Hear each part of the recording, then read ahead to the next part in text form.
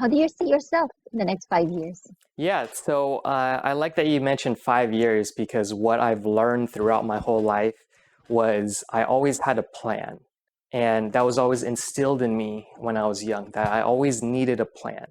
And I followed that plan right to the T up until college. I listened to my parents, I listened to society, and I went to college. I got decent grades. I got a job straight out of college, had 3 internships during college. And I worked in industry for 5 years and I did well, but I planned this kind of goal for maybe 10 to 15 years ahead of time. And at the end of it, I realized that it may not have been as as happy or as fulfilling as I thought. And through my whole process was I learned to have shorter term goal plans because things change.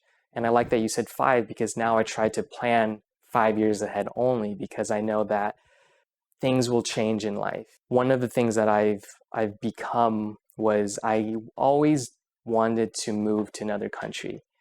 Even though I've traveled, I've always wanted to live in another country for at least maybe 5 years and just fully integrate myself in a new culture and learn how people are and not necessarily be in one place for a year or two, but just moving around, being a nomad, for example, and then also developing the skills of humanity and be able to kind of put that together and either still work in the tech industry or work in product development or product management and hone the skills, the technical skills that I have with traveling. So I would say hopefully in the next 5 years, I can be somewhere in Europe, somewhere in Southeast Asia, building a startup from there.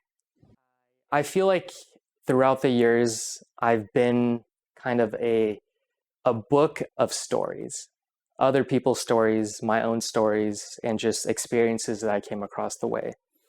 And one of the biggest things that I've kind of learned along the way was always stay curious. You can develop your curiosity into an interest, into a passion.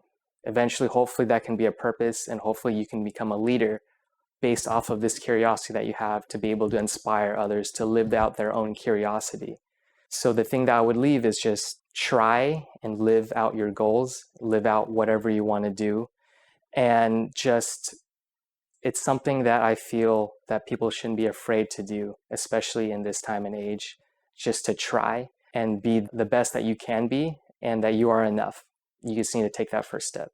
Great advice. Thank you so much, Daniel. And I wish you luck on everything that you're doing. And if you need help at all, I'm just here, an email away or a phone call away. Thank you so much for having me. I had an amazing time just sharing my story and sharing my developments within the community of the Mentoring Club.